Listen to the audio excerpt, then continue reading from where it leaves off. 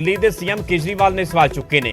ਕੇਂਦਰ ਦੇ ਕੋਲ ਦਿੱਲੀ ਦੀ ਕਾਨੂੰਨ ਵਿਵਸਥਾ ਸੁਧਾਰਨ ਦੇ ਲਈ ਸੋਲਿਡ ਪਲਾਨ ਨਹੀਂ ਹੈ। ਅਰਵਿੰਦ ਕੇਜਰੀਵਾਲ ਦੇ ਵੱਡਾ ਬਿਆਨ ਦਿੱਤਾ ਗਿਆ। ਉਹਨਾਂ ਨੇ ਕਿਹਾ ਕਿ ਦਿੱਲੀ ਦੇ ਵਿੱਚ ਜੰਗਲ ਰਾਜ ਹੋ ਗਿਆ ਹੈ।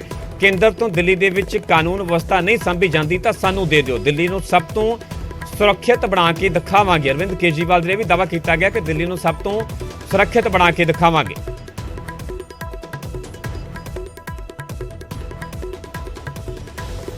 लूट तुम लोग हमारे साथ मिलके करो। उनको बोला गया कि तुम बाइक अरेंज करके लाओ। वो बाइक अरेंज करके लाए। 2 चोरी की बाइक्स थी, जो एक स्प्लेंडर और एक अपाचे। दोनों बाइक अभी रिकवर्ड हैं, बट दोनों के engine number, chassis number tempered किए हुए हैं। फेक नंबर प्लेट है, इसलिए अभी ये नहीं कह पा रहे हैं कि कहाँ से चोरी है। वो आगे उसका इन्वेस्टिगेशन जारी है। इसमें कई सारे कैरेक्टर, जैसा मैंने कहा, जुड़ते चले गए। फिर एक लड़का है अनुज मिश्रा एलियास संकी।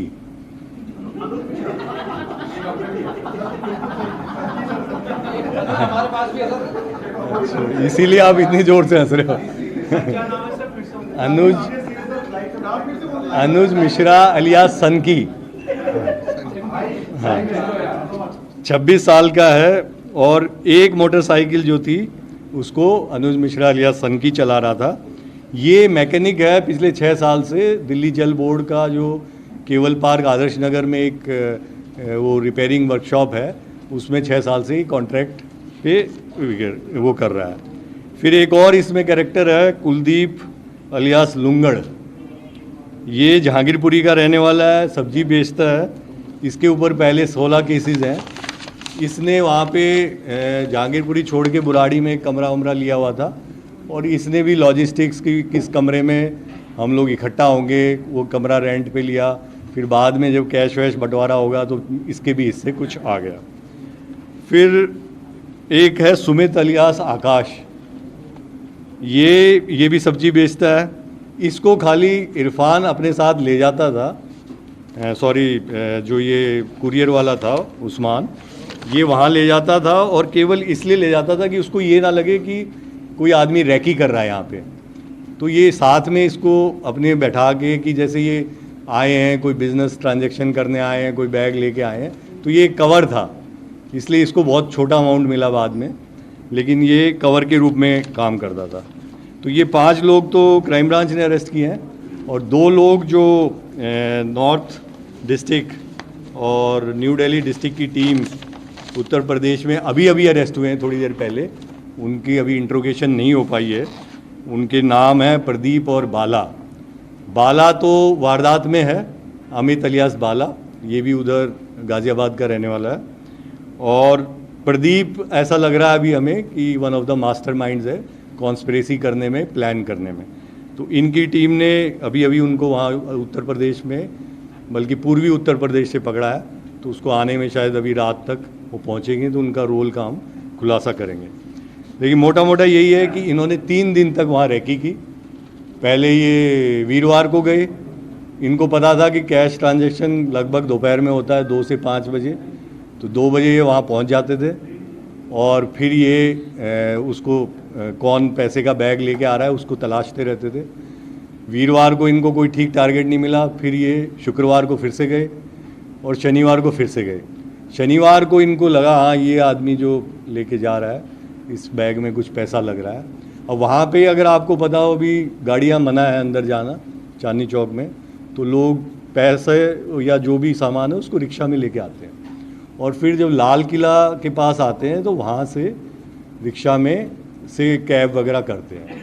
तो वहाँ की CCTV फुटेज जो नॉर्थ डिस्ट्रिक्ट ने निकाली वो हमारे लिए काफ़ी कारगर सिद्ध हुई, क्योंकि उसमें ये सारे लोग रैकी करते हुए, और फिर जैसे ही उसने कहा कि HR नंबर, ये नंबर की गाड़ी में का पीछा करो क्योंकि इसमें मुझे लग रहा है पैसा जा रहा है, इसने इरफान और उस्मान ने ये इन्फॉर्मेशन दी।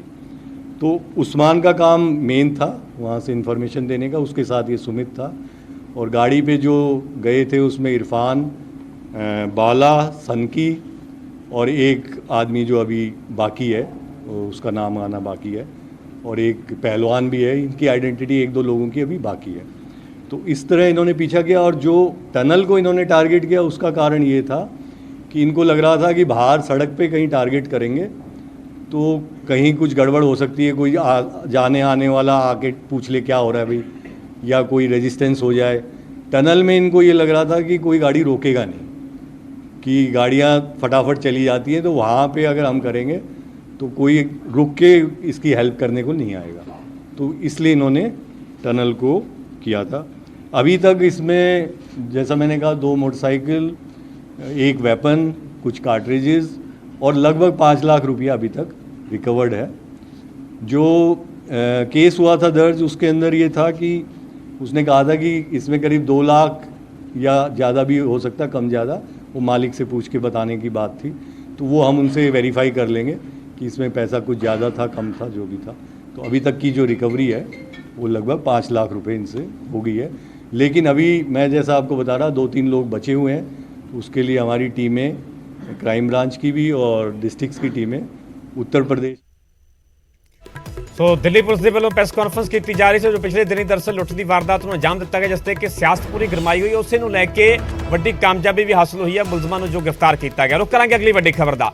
ਥੋੜੀ ਦੇਰ ਦੇ ਵਿੱਚ ਸੀਐਮ ਮਾਨ ਲਾਈਵ ਹੋਣਗੇ। ਮੁੱਖ ਮੰਤਰੀ ਮਾਨ ਸ਼ਾਮ ਨੂੰ 4 ਵਜੇ ਲਾਈਵ ਹੋਣ ਜਾ ਰਹੇ। ਨਵੇਂ ਪੱਕੇ ਹੋਏ ਅਧਿਆਪਕਾਂ ਦੇ ਲਈ ਵੱਡਾ ਫੈਸਲਾ ਲਿਆ ਜਾ ਰਿਹਾ। ਮੁੱਖ ਮੰਤਰੀ ਮਾਨ ਇਸ ਬਾਰੇ ਜਾਣਕਾਰੀ ਸਾਂਝੀ ਕਰਨਗੇ। ਸੋ ਮੁੱਖ ਮੰਤਰੀ ਮਾਨ ਠੀਕ 4 ਵਜੇ ਲਾਈਵ ਹੋ ਕੇ ਜਾਣਕਾਰੀ ਸਾਂਝੀ ਕਰਨਗੇ, ਕਿਉਂਕਿ ਪਿਛਲੇ ਦਿਨੀ ਜੋ 14,000 ਦੇ ਕਰੀਬ ਕੱਚੇ ਅਧਿਆਪਕਾਂ ਨੂੰ ਪੱਕੇ ਕਰਨਾ, ਰੈਗੂਲਰ ਕਰਨ ਦਾ ਫੈਸਲਾ ਲਿਆ ਗਿਆ। ਪਿਛਲੇ ਦਿਨੀ ਕੈਬਨਿਟ ਦੇ ਵਿੱਚ ਮੋਹਰ ਲਗਾਈ ਗਈ।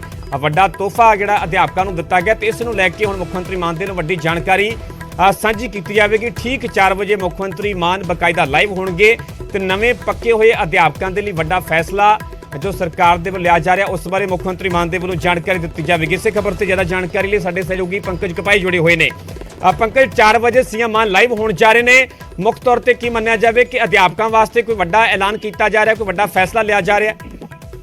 देखो इस वे न्यूज़ 18 के सोर्सेज जानकारी दे रहे हैं कि ਜਿਹੜਾ तकरीबन 12,700 ਅਧਿਆਪਕ ਪੱਕੇ ਕਰਨ ਦਾ ਫੈਸਲਾ ਪੰਜਾਬ ਸਰਕਾਰ ਦੇ ਵੱਲੋਂ ਲਿੱਤਾ ਗਿਆ ਸੀਗਾ, ਉਸ ਦੇ ਵਿੱਚ ਮੁੱਖ ਮੰਤਰੀ ਇਸ ਬਾਬਤ ਜਾਣਕਾਰੀ ਦੇ ਸਕਦੇ ਨੇ ਕਿ ਕਿੰਨੇ ਅਧਿਆਪਕਾਂ ਦਾ ਪੇ ਸਕੇਲ ਕੀ ਹੋਏਗਾ, ਕਦੋਂ ਨਿਯੁਕਤੀ ਪੱਤਰ ਦਿੱਤੇ ਜਾਣਗੇ ਔਰ ਕਦੋਂ ਜੁਆਇਨ ਜਿਹੜਾ ਵਾ ਉਹ ਕਰਵਾਇਆ ਜਾਏਗਾ। ਇਸ ਬਾਬਤ ਜਾਣਕਾਰੀ ਜਿਹੜੀ ਹੈ ਮੁੱਖ ਮੰਤਰੀ ਭਗਵੰਤ ਮਾਨ ਦੇ ਵੱਲੋਂ ਦਿੱਤੀ ਜਾ ਸਕਦੀ ਹੈ। ਅਧਿਆਪਕਾਂ ਦੇ ਲਈ ਇੱਕ ਚੰਗੀ ਖਬਰ ਜਿਹੜੀ ਆ, ਜਿਹੜੇ ਇੰਤਜ਼ਾਰ ਕਰ ਰਹੇ ਸੀਗੇ, ਜਿਨ੍ਹਾਂ ਨੂੰ ਇਹ ਸੀਗਾ ਕਿ ਸਾਨੂੰ ਪੱਕਾ ਤਾਂ ਕਰ ਦਿੱਤਾ ਗਿਆ ਲੇਕਿਨ ਅਜੇ ਤੱਕ ਨਿਯੁਕਤੀ ਪੱਤਰ ਨਹੀਂ ਦਿੱਤੇ ਗਏ, ਪੇ ਸਕੇਲ ਕੀ ਹੋਏਗਾ, ਸੈਲਰੀ ਕਿੰਨੀ ਹੋਏਗੀ, ਇਸ ਬਾਬਤ ਕੋਈ ਜਾਣਕਾਰੀ ਨਹੀਂ ਦਿੱਤੀ ਗਈ। ਤਾਂ ਕਿਉਂਕਿ ਇਸ ਨੂੰ ਲੈ ਕੇ ਇੱਕ ਸਬ ਕਮੇਟੀ ਵੀ ਹਰਪਾਲ ਸਿੰਘ ਚੀਮਾ ਹੋਰਾਂ ਦੀ ਅਗਵਾਈ ਦੇ ਵਿੱਚ ਬਣੀ ਸੀਗੀ। ਉਹ ਲਗਾਤਾਰ ਵੱਖ-ਵੱਖ ਅਧਿਆਪਕ ਯੂਨੀਅਨ ਦੇ ਨਾਲ ਮੁਲਾਕਾਤ ਕਰ ਰਹੇ ਸੀਗੇ, ਉਹਨਾਂ ਨਾਲ ਗੱਲਬਾਤ ਕਰ ਰਹੇ ਸੀਗੇ ਔਰ ਹੁਣ ਇਹ ਜਾਣਕਾਰੀ ਮਿਲੀ ਹੈ ਕਿ ਇਹਨਾਂ ਬਾਰੇ ਮੁੱਖ ਮੰਤਰੀ ਜਿਹੜੇ ਨੇ ਉਹ 4 ਵਜੇ ਉਹਨਾਂ ਅਧਿਆਪਕਾਂ ਦੇ ਲਈ ਇੱਕ ਚੰਗੀ ਖਬਰ ਜਿਹੜੀ ਹੈ ਉਹ ਦੱਸਦੇ ਹੋਏ ਜਿਹੜੀ ਹੈ ਜਾਣਕਾਰੀ ਸਾਂਝੀ ਕਰ ਸਕਦੇ ਨੇ। ਜੀ ਪੰਕਜ, ਇਹ ਉਹੀ 14,000 ਦੇ ਆਪ ਕੱਚੇ ਜਿਹੜੇ ਜਿਨ੍ਹਾਂ ਦੇ ਪਿਛਲੇ ਦਿਨੀ ਕੈਬਨਿਟ ਦੇ ਵਿੱਚ ਫੈਸਲਾ ਲਿਆ ਗਿਆ ਸੀਗਾ, ਮੋਹਰ ਲਗਾਈ ਗਈ ਸੀ, ਜਾਂ ਇਸ ਤੋਂ ਇਲਾਵਾ ਹੋਰ ਵੀ ਅਧਿਆਪਕਾਂ ਦੇ ਨਾਲ ਸੰਬੰਧਿਤ ਕੋਈ ਫੈਸਲਾ ਅੱਜ ਲਿਆ ਜਾ ਸਕਦਾ ਹੈ, ਕੋਈ ਜਾਣਕਾਰੀ ਸਾਂਝੀ ਕੀਤੀ ਜਾ ਸਕਦੀ ਹੈ?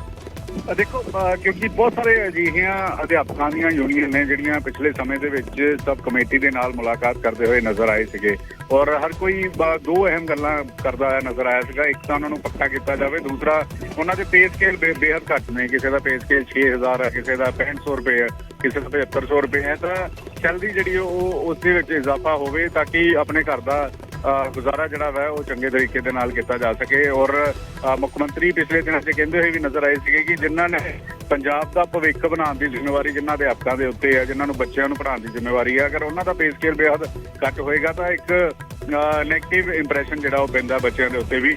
ਤਾਂ ਇਸੇ ਬਾਬਤ ਮੁੱਖ ਮੰਤਰੀ ਜਿਹੜੀ ਉਹ ਜਾਣਕਾਰੀ ਦਿੰਦੇ ਹੋਏ ਨਜ਼ਰ ਆਉਣਗੇ ਕਿ ਤਕਰੀਬਨ ਜਿਹੜੇ ਅਧਿਆਪਕਾਂ ਨੂੰ ਪੱਕੇ ਕਰਨ ਦਾ ਫੈਸਲਾ ਕੀਤਾ ਗਿਆ ਸੀਗਾ ਉਸ ਦਾ ਪੇ ਸਕੇਲ ਕੀ ਹੋਏਗਾ, ਕਿੰਨੀ ਕਦੋਂ ਨਿਯੁਕਤੀ ਪੱਤਰ ਮੁੱਖ ਮੰਤਰੀ ਦੇ ਵੱਲੋਂ ਦਿੱਤੇ ਜਾਣਗੇ, ਇਹ ਜਾਣਕਾਰੀ ਜਿਹੜੀ ਹੈ ਉਹ ਸਾਂਝੀ ਕਰ ਸਕਦੇ ਨੇ। ਠੀਕ ਹੈ ਪੰਕਜ, ਪੂਰੀ ਜਾਣਕਾਰੀ ਬਹੁਤ ਬਹੁਤ ਧੰਨਵਾਦ। ਸੋ ਥੋੜੀ ਦੇਰ ਦੇ ਵਿੱਚ ਸੀਐਮ ਮਾਨ ਲਾਈਵ ਹੋਣਗੇ। ਮੁੱਖ ਮੰਤਰੀ ਮਾਨ ਸ਼ਾਮ ਨੂੰ 4 ਵਜੇ ਲਾਈਵ ਹੋ ਕੇ ਜਾਣਕਾਰੀ ਦੇਣਗੇ। ਇਹ ਖਬਰ ਖਾਸ ਤੌਰ ਤੇ ਉਹਨਾਂ ਕੱਚੇ ਅਧਿਆਪਕਾਂ ਦੇ ਨਾਲ ਜੁੜੀ ਹੋਈ ਹੈ ਜਿਨ੍ਹਾਂ ਦੇ ਬਾਰੇ ਪਿਛਲੇ ਦਿਨੀ ਕੈਬਨਿਟ ਦੇ ਵਿੱਚ ਫੈਸਲਾ ਲਿਆ ਗਿਆ। 14,000 ਦੇ ਕਰੀਬ ਉਹ ਕੱਚੇ ਅਧਿਆਪਕ ਜਿਨ੍ਹਾਂ ਨੂੰ ਕਿ ਸਰਕਾਰ ਦੇ ਵੱਲੋਂ ਰੈਗੂਲਰ ਕਰਨ ਦਾ ਫੈਸਲਾ ਲਿਆ ਗਿਆ। ਤੇ ਉਹਨਾਂ ਕੱਚੇ ਅਧਿਆਪਕਾਂ ਦੇ ਬਹੁਤ ਤਰ੍ਹਾਂ ਦੇ ਸਵਾਲ ਨੇ ਕਿ ਆਖਿਰਕਾਰ ਪੱਕੇ ਹੋਣ ਤੋਂ ਬਾਅਦ ਪੇ ਸਕੇਲ ਕੀ ਹੋਵੇਗਾ, ਕਿਸ ਤਰ੍ਹਾਂ ਦੀਆਂ ਸਹੂਲਤਾਂ ਹੋਣਗੀਆਂ, ਕਦੋਂ ਨਿਯੁਕਤੀ ਪੱਤਰ ਮਿਲਣਗੇ, ਤੇ ਉਹ ਸਾਰੇ ਸਵਾਲਾਂ ਦਾ ਜਵਾਬ ਮੁੱਖ ਮੰਤਰੀ ਮਾਨ ਦੇ ਵੱਲੋਂ ਠੀਕ 4 ਵਜੇ ਲਾਈਵ ਹੋ ਕੇ ਦਿੱਤਾ ਜਾਵੇਗਾ।